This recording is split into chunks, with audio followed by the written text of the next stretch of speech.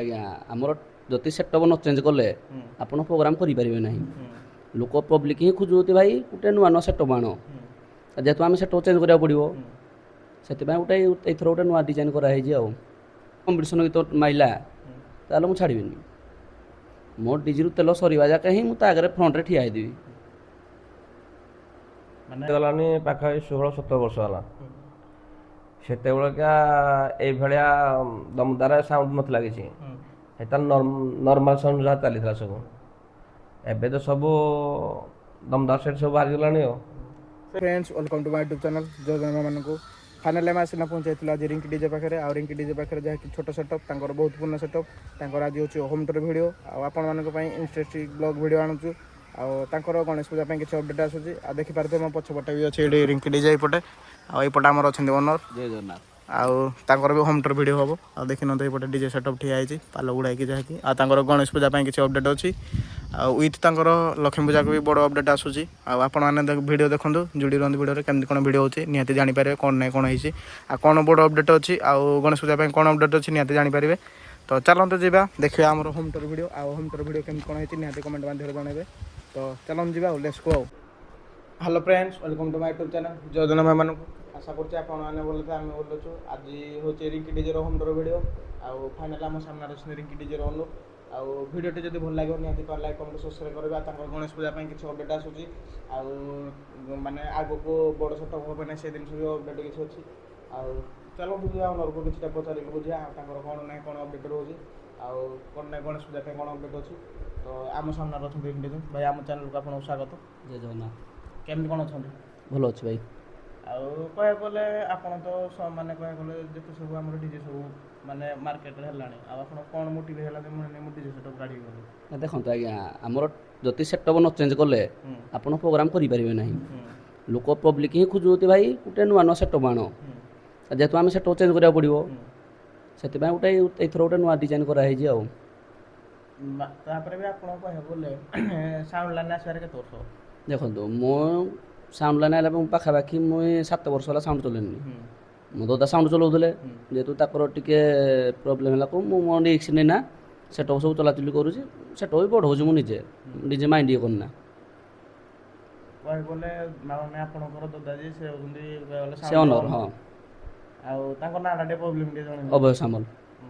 ଆଉ ଆପଣଙ୍କର location address ଆଉ ମାନେ ଲୋକେସନ୍ ହେଲା ଆମର କଙ୍କିନାଳି ଅନୁଗୁଳ। ଆଉ ଆପଣଙ୍କର ନାଁଟା ଟିକେ ପ୍ରୋବ୍ଲେମ୍ ଜଣେଇ ଦିଅନ୍ତୁ। ଆଶିଷ ସାମଲ। ଆଉ ପ୍ରୋବ୍ଲେମ୍କୁ କଣ୍ଟାକ୍ଟ ନମ୍ବର ଆପଣ ଟିକେ ଜଣେଇ ଦିଅନ୍ତୁ। 9337917141। ତ ଭାଇଙ୍କର କଣ୍ଟାକ୍ଟ ନମ୍ବର ଆଣିଲେ ଯେଉଁ ଭାଇମାନେ ମିଛ କହୁଛନ୍ତି ଗଣେଶ ପୂଜା ପାଇଁ ବୁକିଂ କରିପାରିବେ। ଭାଇ ଆପଣଙ୍କର ଗଣେଶ ପୂଜା କ'ଣ ଅପଡେଟ୍ ରହୁଛି? ଏଇ ଯେଉଁ ସେଟଅପ୍ ବି ପବ୍ଲିକ ବି ଜାଣିସାରିବେନି ଯେଉଁ ସେଟଅପ୍ ଆମର ଆସୁଛି ନୂଆ ସେଟଅପ୍ 24ଟା ସାର୍ଫି ରହିବ ଫ୍ଲାଟ୍ ଯାହା ରହିବ ସବୁ ଡିଜାଇନ୍ ଯେଉଁ ଅଛି ସେଇ ଡିଜାଇନ୍ଟା ହିଁ ହେବ ଆଉ। ଆଉ କହିବାକୁ ଗଲେ ଥରେ ତ ଗଣେଶ ପୂଜା ପାଇଁ ଆପଣ ଆଣିଲେ ଟେକର ସେଟଅପ୍ କିନ୍ତୁ ବଡ଼ ସେଟଅପ୍ ପାଇଁ ଇଚ୍ଛୁକ ଅଛନ୍ତି ନାହିଁ? ନାଇଁ ଆମର ଏଇ ଗଣେଶ ପୂଜାକୁ ହିଁ ବଡ଼ ସେଟଅପ୍ ଥିଲା ପ୍ରୋଗ୍ରାମ୍ ଯେହେତୁ ଟିକେ ପ୍ରୋବ୍ଲେମ୍ ଯେଉଁ ଆମେ କରିପାରିଲୁ ନାହିଁ ଲକ୍ଷ୍ମୀ ପୂଜାକୁ ହିଁ ଆମ ବଡ଼ ସେଟଅପ୍ ଆସିବ ଭାରି। ଆଉ ବଡ଼ ସେଟଅପ୍ ଆସିଲେ ଛୋଟ ସେଟଅପ୍ ସେଲ୍ ହେବ କ'ଣ? ନାଇଁ ଦୁଇଟା ସେଟଅପ୍ ରହିବ। ଦୁଇଟା ଛୋଟ ସେଟଅପ୍ ଆଜ୍ଞା ମାନେ କହିବାକୁ ଗଲେ ଛୋଟ ସେଟଅପ୍ ଯେ ଚାହିଁବେ ନେବା ପାଇଁ ନେଇପାରିବେ। ହଁ ଛୋଟ ସେଟଅପ୍ ଯିଏ ନେଇପାରିବ ବଡ଼ ସେଟଅପ୍ ଯିଏ ନେଇପାରିବ। ମାନେ ଆଇଚର ଉଇଥ୍ ଟେକର ଦୁଇଟା ରହିବ। ଆଜ୍ଞା। ଆଉ ଏଇ ଗଣେଶ ପୂଜା ପାଇଁ କେତେ କ'ଣ କଲ୍ ରଖିଲେ? ଗଣେଶ ପୂଜାକୁ ଆମର ପ୍ରୋଗ୍ରାମ୍ ଧରା ହେଲାନି ସବୁ ଆମ ଭଲ ପ୍ରୋଗ୍ରାମ୍ ଚାଲିଛି। ଆମ ନେକ୍ସଟ ଯେଉଁ ଗଣେଶ ପୂଜା ଆସିଥିଲା ସେଇ ସବୁ ପ୍ରୋଗ୍ରାମ୍ ଏଇଥର ବି ସେଇ ସବୁ ପ୍ରୋଗ୍ରାମ୍ ଚାଲିଛି। ଆଉ ଆମର କହିବାକୁ ଗଲେ ଯେଉଁ ନୂଆ ସେଟଅପ୍ ହେଉଛି ନୂଆ ସେଟଅପ୍ରେ କ'ଣ ମାନେ ଡିସପ୍ଲେ ଆଡ୍ ହେଉଛି ଟେକର ସେଟଅପ୍ରେ? ବେସ୍ ଉପରେ ହଉ ଲାଇନର ଉପରେ କ'ଣ ଫୋକସ୍ ଅଛି? ବେସ୍ ଆମର ଲାଗିବ 21 ଇଞ୍ଚିଆ 6 ପିସ୍ ଲାଇନରେ 4 ପିସ୍ ଆଉ ପ୍ରେସର ମିଡ଼ି ବି ଲାଗିପାରେ। ମାନେ କହିବାକୁ ଗଲେ ଛୋଟ ସେଟଅପ୍ରେ କମ୍ପିଟିସନ୍ ସେଟଅପ୍ ହେବ କି ନାହିଁ? କମ୍ପିଟିସନ୍ ଭାଇ ଦେଖ ଆମେ ଯେଉଁଠି ପ୍ରୋଗ୍ରାମ୍ ନେଉଛୁ ଆମ ଏଗ୍ନେଷ୍ଟ ସାଉଣ୍ଡ ବି ଯଦି ଆସିଥିବ ଯଦି ସେ ଆମ ଆଗରେ ଯଦି ମାନେ ନର୍ମାଲ ଗୀତ ବଜେଇନା ଗଲା ତାହେଲେ ଆମେ ବି ତା ନର୍ମାଲ ଗୀତ ବଜେଇନା ଯିବୁ। ଯଦି ଫିର୍ ବି ସେ ଆମ ଆଗରେ କମ୍ପିଟିସନ୍ ଗୀତ ମାଇଲା ତାହେଲେ ମୁଁ ଛାଡ଼ିବିନି। ମୋ ଡିଜିରୁ ତେଲ ସରିବା ଯାକେ ହିଁ ମୁଁ ତା ଆଗରେ ଫ୍ରଣ୍ଟରେ ଠିଆ ହେଇଥିବି। ମାନେ ଗଣେଶ ପୂଜା କହିଲେ କମ୍ପିଟିସନ୍ ସେଟଅପ୍ ଓହ୍ଲାଉଛନ୍ତି। ହଁ ଓଇଥି ଇଏ ସେଟଅପ୍। ଆଉ ବୁକିଂ କ'ଣ କେତେ କ'ଣ ଡେଟ୍ ଖଣ୍ଡେ କ'ଣ ହେଲାଣି ବୁକିଂ ଆପଣ? ବୁକିଂ ଆମର 16ରୁ 28 ଗଲାନି। ଆଉ କିଛି ଡେଟ୍ ଫାଙ୍କା? ହଁ ଆସୁଛି କଲ୍ ପ୍ରୋଗ୍ରାମ୍ ଆସୁଛି। ତ ଭାଇମାନେ ଜଲ୍ଦି ଯାଇକି ଗଣେଶ ପୂଜା ପାଇଁ ବୁକିଂ କରନ୍ତୁ ଆଉ ଭାଇଙ୍କ ସହିତ କଣ୍ଟାକ୍ଟ ନମ୍ବର ତ ଭାଇ ଦେଇଛନ୍ତି, କଣ୍ଟାକ୍ଟ ନମ୍ବର ଆମେ ଡିସ୍କ୍ରିପ୍ସନରେ ଭାଇଙ୍କର ଦେଇଦେବୁ, ଆପଣମାନେ ନିହାତି ଗଣେଶ ପୂଜା ପାଇଁ ବୁକିଂ କରନ୍ତୁ। ତ ଆମେ ଭାଇଙ୍କଠୁ ତ ଜାଣି ନେଇଥିଲେ, ଆଉ ଯାହା ବି ମୁଁ କହୁଥିଲି ଭାଇଙ୍କର, ଭାଇ ଆପଣ 5 ବର୍ଷ ହେଲାଣି କହିବାକୁ ଗଲେ ସାଉଣ୍ଡ ଇଞ୍ଜିନିୟର ରହିଲେଣି, ଆଜ୍ଞା। ଆଉ 5 ବର୍ଷ ଭିତରେ ଆପଣଙ୍କର କେଉଁଠି ଏମିତି ଯେଉଁ ଷ୍ଟ୍ରଗଲ୍ ଲାଇଫ୍ରେ ମାନେ କେଉଁ ଜାଗାରେ କିଛି ପ୍ରୋବ୍ଲେମ୍ ଫେସ୍ କରୁନାହାନ୍ତି? ପ୍ରୋବ୍ଲେମ୍ ତ ହୁଏ, ଏମିତି ବ୍ରେକ୍ଡାଉନ୍ ମାନେ ବାଇ ମିଷ୍ଟେକ୍ ଗୋଟେ ହେଇପାରେ, ନହେଲେ ଏମିତି କିଛି ନାହିଁ, ନର୍ମାଲ୍ ପ୍ରୋବ୍ଲେମ୍ ଯାହା ଆଉ। ଆଉ ଧର କେଉଁ ଜାଗାରେ ଆପଣ ଯାଇଥିବେ ପ୍ରୋଗ୍ରାମ୍ କରିବା ପାଇଁ, ସେ ଜାଗାରେ ପ୍ରୋଗ୍ରାମେ ପହଞ୍ଚୁ ମାନେ ଷ୍ଟାର୍ଟିଂରୁ କ'ଣ ପ୍ରୋବ୍ଲେମ୍ ହେଲା, ସେଇ ଜାଗାରେ ଆପଣଙ୍କୁ ପବ୍ଲିକଙ୍କର ରିଆକ୍ସନ୍ କ'ଣ ରହୁଛି? ନାଇଁ ଦେଖ, ଲୋକ ଅଛନ୍ତି ଅଲଗା ପ୍ରକାର, ଯିଏ ବୁଝିବା ଶକ୍ତି ଅଛି ସେ କହୁଛି ନାହିଁ ଭାଇ ଆମେ ଡେଟ୍ ଘୁଞ୍ଚେଇଦେବା ଅଲଗା ଦିନ ପ୍ରୋଗ୍ରାମ୍ କରିବା, ଆଉ ଯିଏ ନ ବୁଝୁଛି ଭାଇ ଆଉ। ତାପରେ ତ ଆମ ଗଣେଶ ପୂଜା ଟାଇମ୍ରେ ସିନା ସେ ଜିନିଷ ହେଲା, ଯଦି ବାହାଘର ପ୍ରୋଗ୍ରାମରେ ହେଲା ସେଇ ଟାଇମ୍ରେ ମୁଁ ଦେଖନ୍ତୁ ଆଜ୍ଞା, ଆମେ ବାହାଘର ପ୍ରୋଗ୍ରାମ୍ ହେଲେ ଯଦି ଆମର ବାଇ ମିଷ୍ଟେକ୍ ଗାଡ଼ି ଫାଡ଼ି କ'ଣ ପ୍ରୋବ୍ଲେମ୍ ହେଲା, ଏଇ ଡିଜି ପ୍ରୋବ୍ଲେମ୍ ହେଲା, ଆମ ଯଦି ମୋର ଗୋଟେ ଚିହ୍ନା ସାଉଣ୍ଡ ଥିବ ମୁଁ ସେଇ ଜାଗାକୁ ପଠାଇଦିଏ। କିନ୍ତୁ ଧର ଏଇ ଜାଗାରେ ପ୍ରୋବ୍ଲେମ୍ ଫେସ୍ କରିଛନ୍ତି କି ନାହିଁ ସେମିତି? ଏମିତି ହେଇଛି ନର୍ମାଲ୍ ପ୍ରୋଗ୍ରାମ୍ ଆଉ। ତ ଆପଣ ଯେଉଁ ଜାଗାକୁ ପ୍ରୋଗ୍ରାମ୍ ବି କରି ଯାଇଥିବେ, ଧର ପ୍ରୋଗ୍ରାମ୍ ସରିଲା, ସବୁ ପ୍ରୋଗ୍ରାମ୍ ସକ୍ସେସଫୁଲ୍ ହେଲା, ଧର ପଇସା ମ୍ୟାଟର୍ ଉପରେ ଆମର ଧର କହିବାକୁ ଗଲେ ସେ ଜାଗାରେ କିଛି ପ୍ରୋବ୍ଲେମ୍ ହେଉଥିବ, ସେମିତି ଗୋଟେ ପ୍ରୋବ୍ଲେମ୍ ଫେସ୍ କରିଛନ୍ତି? ଦେଖନ୍ତୁ ଆଜ୍ଞା, ଆମର ଯଦି ସାଉଣ୍ଡ ବାଜିବନି କି କେଉଁଟା ଫିର୍ ବି ଗାଡ଼ି ଆମର ଖରାପ ହେବ, ଲୋକ ପଇସା ଦେବେ କି? ଦେବେ ନାହିଁ। ଯଦି ଆମର ଏମିତି ନର୍ମାଲ୍ ମୋର ମ୍ୟାରେଜ୍ ବନା ହେଇଯିବ, ଯଦି ଝିଅର ଗାଁରେ ଟିକେ କ'ଣ ପ୍ରୋବ୍ଲେମ୍ ହେଲା, ଯଦି ଲୋକ ବୁଝିବା ଲୋକ ହେଲେ ନର୍ମାଲ୍ କାଟିକି ଦିଅନ୍ତି ଆଉ। ଆଉ କହିବାକୁ ଗଲେ ଆପଣ ସାଉଣ୍ଡ ଛାଡ଼ିକି ଅଲଗା କ'ଣ ବିଜନେସ୍ କରୁଛନ୍ତି? ଦେଖନ୍ତୁ ଆଜ୍ଞା, ମୁଁ ତ ଦାହିଁ ସାଉଣ୍ଡ କରିଦେଲେ, ଦେଖ ଟେଣ୍ଟ ଅଛି, ସାଉଣ୍ଡ ଅଛି, ଦୋକାନ ବି ଅଛି, ସେଇଟା ଚଲାଇଲେ ମୁଁ କିନ୍ତୁ ସାଉଣ୍ଡଟା ଚଲାଉଛି ଆଉ। ତ ଆପଣ ଚାହିଁଥିଲେ ତ ଅଲଗା ବିଜନେସ୍ କିଛି କରିପାରନ୍ତି, ସାଉଣ୍ଡ ଲାଇନ୍ ପାଇଁ ଆସିବେ? ଦେଖନ୍ତୁ ଆଜ୍ଞା, ମୁଁ ପାଠ ପଢ଼ୁଥିଲି, ଏଇ ସାଉଣ୍ଡରେ ଯେଉଁ ପଶିଗଲି ମାଇଣ୍ଡ ହେଇଗଲା ଗୋଟେ ଆଉ। ତଥାପି ଆପଣ କେତେବେଳେ ମାନେ ଯାକେ ମାନେ କହିବାକୁ ଗଲେ ଇଏ କରିଛନ୍ତି ପାଠ ପଢ଼ିବେ?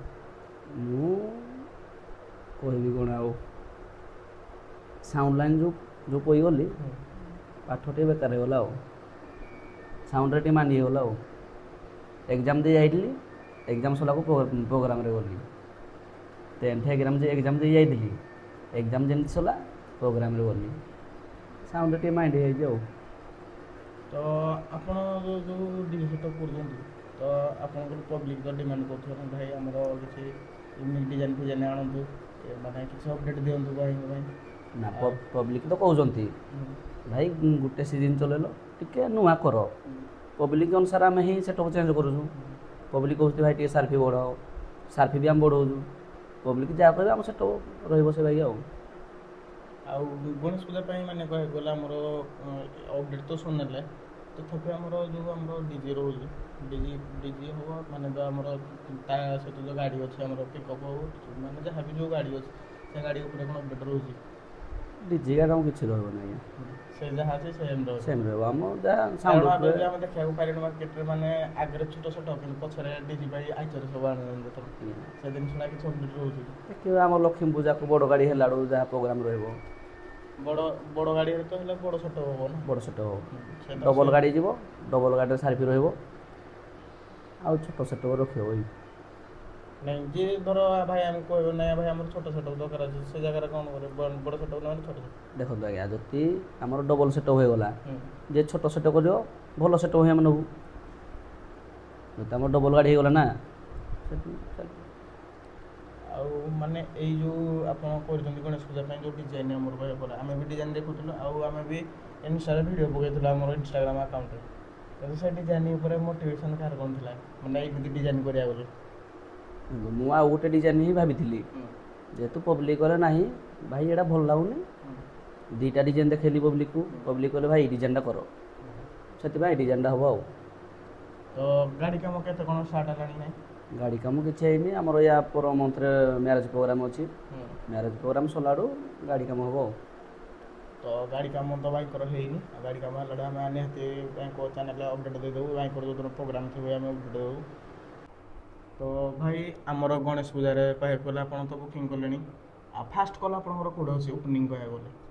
ଆମର ଫାଷ୍ଟ କଲ୍ ଅଛି ବନ୍ତଳାରେ, ବନ୍ତଳାରେ ଆମର ଭଲ ସେଟଅପ୍ ଅଛି, ସୁପର ସହିତ ସବୁ ହେବ, ଯିଏକି ଆସିକି ଆମର କିଡେ ସହିତ ଜଏନ୍ ହେଇକି ଢେର ସାରା ଏନ୍ଜୟ କରିବା, ସବୁ ଭାଇମାନଙ୍କୁ ଅନୁରୋଧ ରହିଲା ସବୁ ଆସିବେ।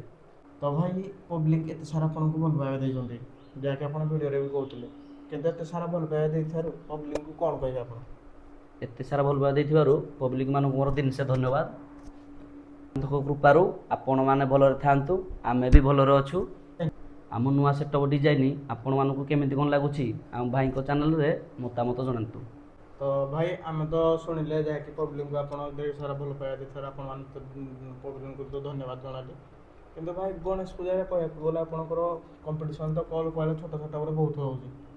ମାନେ ଏବେ ଏବେ ବି ଆମର ଗୋଟେ ରିସେଣ୍ଟ ହେଇଥିଲା ଆମର ବେନ୍ତପୁର ପଟେ ଆମର କମ୍ପିଟିସନ୍ କଲ୍ ହେଇଥିଲା, କିନ୍ତୁ ସେ ଜାଗାରେ ଆମେ ପହଞ୍ଚି ପାରିନଥିଲୁ, ଅଲଗା ପ୍ରୋଗ୍ରାମ୍ ଥିଲା। କିନ୍ତୁ ସେଇଭଳିଆ ଆପଣଙ୍କର ଗଣେଶ ପୂଜାର କେଉଁ ଜାଗାରେ କମ୍ପିଟିସନ୍ କଲ୍ ଅଛି? ଅଛି ନା 3-4ଟା ପ୍ରୋଗ୍ରାମ୍ ଅଛି କମ୍ପିଟିସନ୍। ଆଉ କମ୍ପିଟିସନ୍ ଉପରେ ଏଥର ଗଣେଶ ପୂଜା କ'ଣ ଅପଡ଼େଟ୍ ଦେଖିବାକୁ କହୁଛନ୍ତି? ଦେଖ ଆଜ୍ଞା, ଆମକୁ ପବ୍ଲିକ ଆମକୁ ଯଦି ପାର୍ଟି ବାଲା ଆମକୁ କମ୍ପିଟିସନ୍ ସେଟଅପ୍ ନେଇଛି କାଟିବା ପାଇଁ, ତାହେଲେ ଆମେ ଏଇ କମ୍ପିଟିସନ୍ ସେଟଅପ୍ ଧରିକି ଯିବୁ। ତାପରେ ଜାଗା ଉପରେ ପହଞ୍ଚିଲା ବେଳକୁ ଯାହା ଦେଖିବା ଆଉ। ଧର ଅପୋଜିଟ୍ ବାଲା କମ୍ପିଟିସନ୍ ଆପଣଙ୍କ କରନ୍ତି, ତାହେଲେ ଆପଣ କମ୍ପିଟିସନ୍ କରିବେ ନା ଯଦି କମ୍ପିଟିସନ୍ କଲ୍ କାଟି ନଥିବେ? ନାଇଁ ଦେଖ, ମୁଁ ଆପଣଙ୍କୁ କହିଥିଲି ଯଦି ଫିର୍ ବି ଆମ କମ୍ପିଟିସନ୍ ସେଟଅପ୍ ହଉ କି ନ ହଉ, ଯଦି ପବ୍ଲିକ ଯେଉଁ ଆମକୁ ପାର୍ଟି ବାଲା ଯଦି ନେଇଯିତି, ଯଦି ଫିର୍ ବି ଅପୋଜିଟ୍ ସାଉଣ୍ଡ ଆମ ଆଗରେ କମ୍ପିଟିସନ୍ ଟ୍ରାକ୍ ବଜେଇଲା, ତାହେଲେ ମୁଁ ଛାଡ଼ିବିନି। ସେ କମ୍ପିଟିସନ୍ ପ୍ରୋଗ୍ରାମକୁ ନଉତୁ କି ନ ନଉତୁ, କହିବାକୁ ଗଲେ ଗାଡ଼ିରେ ଆମେ ସବୁବେଳେ ଜିନିଷ ଆଭେଲେବୁଲ୍ ରହିବ, ଆମର ଗାଡ଼ିରେ ଆଭେଲେବୁଲ୍। ମାନେ ଡିଜି ଗାଡ଼ିରେ କମ୍ପିଟିସନ୍ ଜିନିଷ ରହିବ ହେଲା।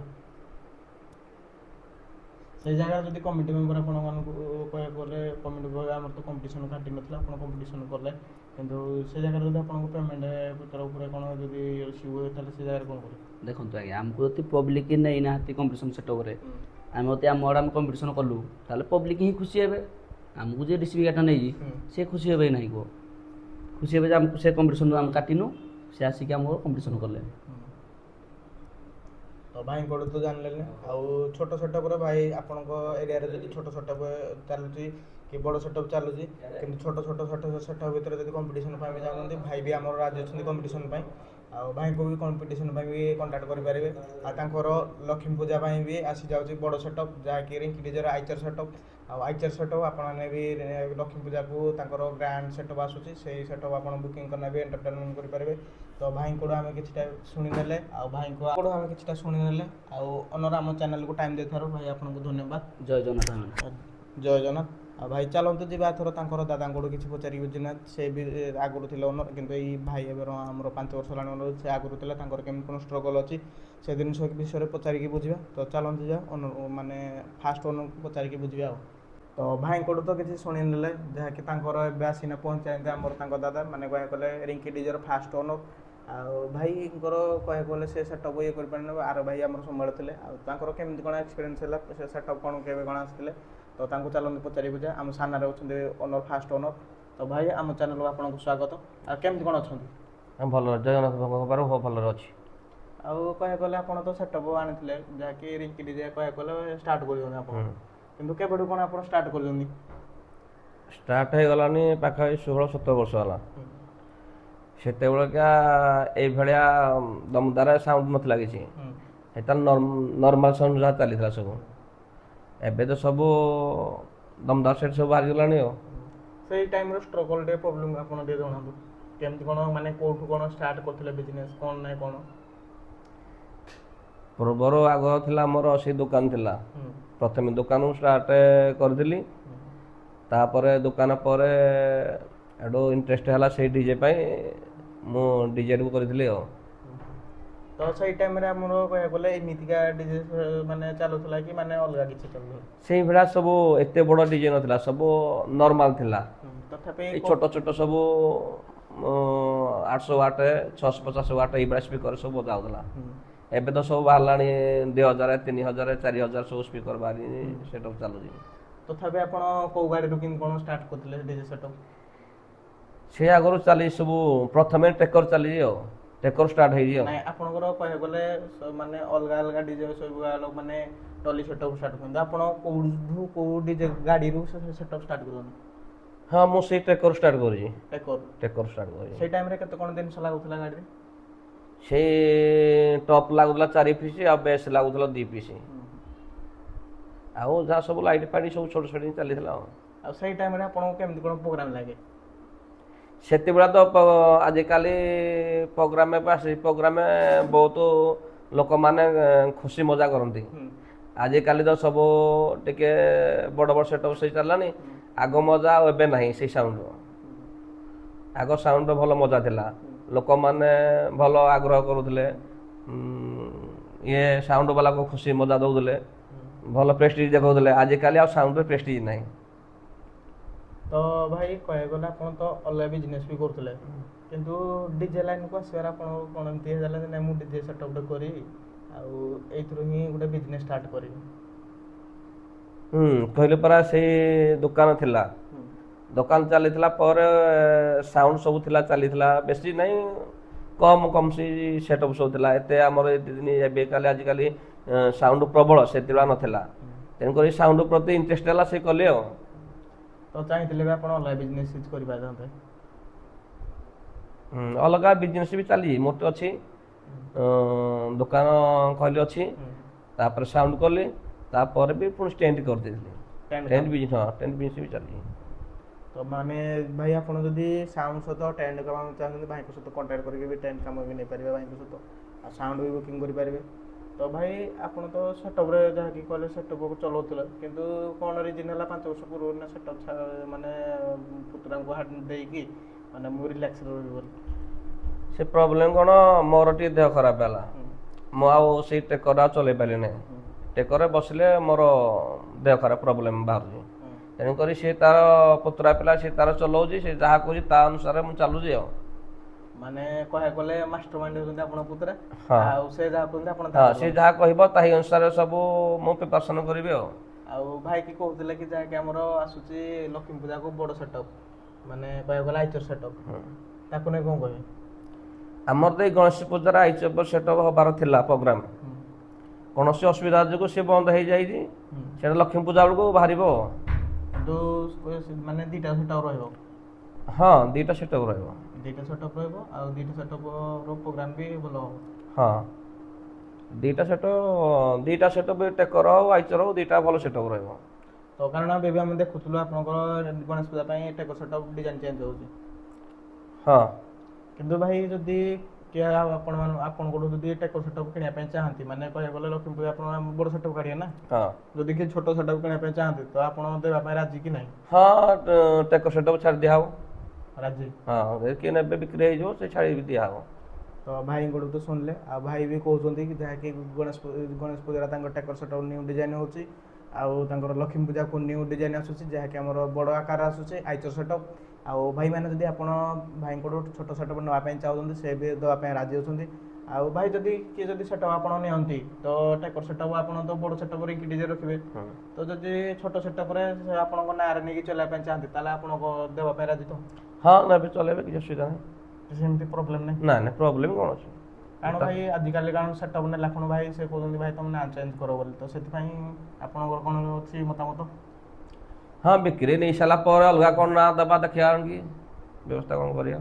ନାଇଁ, ଆଇଚର ସେଟଅପ୍ରେ ଆପଣଙ୍କର ରିଙ୍କି ନେମ୍ ରହିବ କି ଯଦି ସେଟଅପ୍ ସେଲ୍ ହେଲା ପରେ ରିଙ୍କି ରହିବ କି ଅଲଗା କ'ଣ ରହିବ? ନାଇଁ, ସେଇ ରିଙ୍କି ନେମ୍ ରହିବ। ରିଙ୍କିରେ ରହିବ, କିନ୍ତୁ ଟେକର ସେଟଅପ୍ ଯିଏ ନେବେ ତାଙ୍କୁ ହେଇ ନାଁରେ ଦେବେ କି ନାହିଁ, ସେ ଜିନିଷଟା ମୋର ପଚାରିବାର ଥିଲା। ସେଠି ଚଲେଇ ପାରିବେ, ଆମ ନାଁରେ ଚଲେଇବେ, ଏମିତି କିଛି ପ୍ରୋବ୍ଲେମ୍ ନାହିଁ? ନାଇଁ, ପ୍ରୋବ୍ଲେମ୍ କିଛି ନାହିଁ। ତ ଭାଇଙ୍କଠୁ ତ ଶୁଣିନେଲେ ତାଙ୍କର ଅପଡ଼େଟ୍। ଆଉ ତ ଭାଇ ଆପଣ ତ କହିଲେ, କିନ୍ତୁ ଆପଣଙ୍କର ଏଇ ଯେଉଁ କହିବାକୁ ଗଲେ ସାଉଣ୍ଡ ଲାଇନ୍ରେ ଯେଉଁ ଯେତେ ବର୍ଷ ବି ରହିଲେ, କହିବାକୁ ଗଲେ ଆପଣଙ୍କ ଷ୍ଟ୍ରଗଲ୍ ଯେଉଁ କରୁଥିଲେ, ସେ ଷ୍ଟ୍ରଗଲ୍ ଲାଇଫ୍ଟା କେମିତି କ'ଣ ଆପଣଙ୍କର ଚାଲିଥିଲା? ସେତେବେଳେକା ସବୁ ଥିଲା କ'ଣ କି, ଛୋଟ ଜେନେରେଟର ଥିଲା, ଛୋଟ ବକ୍ସ ଥିଲା, ସବୁ କମ୍, ସବୁ ଆମର ସବୁ ଲାଇଟ୍ ବି ଥିଲା ଛୋଟ ଛୋଟ। କିନ୍ତୁ ସେଇତେବେଳେ ଏବେ ସବୁ ବଢ଼ିଗଲାଣି, ବଡ଼ ବଡ଼ ଜିନିଷ ସବୁ ବଢ଼ିଗଲାଣି।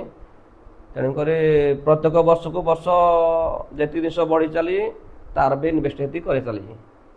ଆଉ ଭାଇ ଆପଣ ଏତେ ଇନଭେଷ୍ଟ କରୁଛନ୍ତି, ଇନଭେଷ୍ଟର କିଛି ପ୍ରଫିଟ୍ ହେଉଛି କି ନାହିଁ? ହଁ, ପ୍ରଫିଟ୍ ନହେଇକି ବିଜନେସ୍ କରୁଛି, ପ୍ରଫିଟ୍ ତ ସୁନିଶ୍ଚିତ। ତାପରେ ଷ୍ଟାର୍ଟିଂ ଟାଇମ୍ରେ ତ ଆପଣ ଲାଇଟ୍ ଫାଇଟ୍ ଉପରେ, ତାପରେ ଲାଇଟ୍ ବି ଅପଡ଼େଟ୍ କରୁଥିବେ, କେବେଠୁ କ'ଣ ଆପଣ ଲାଇଟ୍ ଉପରେ କେମିତି ଜାଣନ୍ତି ଲାଇଟ୍ ଉପରେ ମାନେ ଏଥର ଏଇ ସେଟଅପ୍ରେ ଏଇ ଡିଜାଇନ୍ ଲାଇଟ୍ ହେବ, ସେ ସବୁ ବର୍ଷ ସେଇ ଡିଜାଇନ୍ ଚେଞ୍ଜ ହେଉଛି, ସେଇ ବର୍ଷ ଆପଣ ପ୍ରତ୍ୟେକ ବର୍ଷକୁ ବର୍ଷ ଯଦି ଡିଜାଇନ୍ ଚେଞ୍ଜ ନ କରିବେ ତାହେଲେ ବେପାର ହେଇପାରିବନି। ତେଣୁକରି ପ୍ରତ୍ୟେକ ବର୍ଷକୁ ବର୍ଷ ସବୁ ମୋଡ଼ିଫାଏ କରିବାକୁ ପଡ଼ିବ। ଆପଣ ଯେବେଠୁ ମୋଡ଼ିଫାଏ କଲେଣି ମାନେ ସେଟଅପ୍ ମାନେ ଆମର ଯେଉଁ ସାର୍ଫି ହଉ ଯାହା ବି ଯେତେ ସବୁ ଲାଇଟ୍ ମାନେ ଷ୍ଟାର୍ଟିଂରୁ କେତେ କ'ଣ ରଖିଥିଲେ ଲାଗିଥିଲା ଗାଡ଼ିଟା? ଷ୍ଟାର୍ଟିଂରୁ ସବୁ ଆମର 4 ସାର୍ଫି ଲାଗିଥିଲା, ସେଇ ବଢ଼ି ବର୍ତ୍ତମାନ 24 ସାର୍ଫି ହେଇଯିବ। ତାପରେ ତ କହିବାକୁ ଗଲେ ଆପଣଙ୍କର ଆସୁଛି ବଡ଼ ସେଟଅପ୍ ତ କହିବାକୁ ଗଲେ ଏମିତି ତ କହିବାକୁ ଗଲେ ଯାହା ବି ଆମର 40-50 ସାର୍ଫି ରହିବ। ହଁ ବଡ଼ ସେଟଅପ୍ରେ 40 ସାର୍ଫି ରହିବ, ତା ବି ବଢ଼ିପାରେ, ଏମିତି କିଛି ସ୍ଥିର ସେଇ ନାହିଁ। ଜିନିଷ ବି ବଢ଼ିପାରେ। ହଁ ସେଇ ଜିନିଷ ବି ବଢ଼ିପାରେ। ତ ଭାଇଙ୍କଠୁ ଶୁଣିନେଲେ, ଆଉ ଭାଇ ଆମ ଚ୍ୟାନେଲକୁ ଟାଇମ୍ ଦେଇଥିବାରୁ ଆପଣଙ୍କୁ ଧନ୍ୟବାଦ।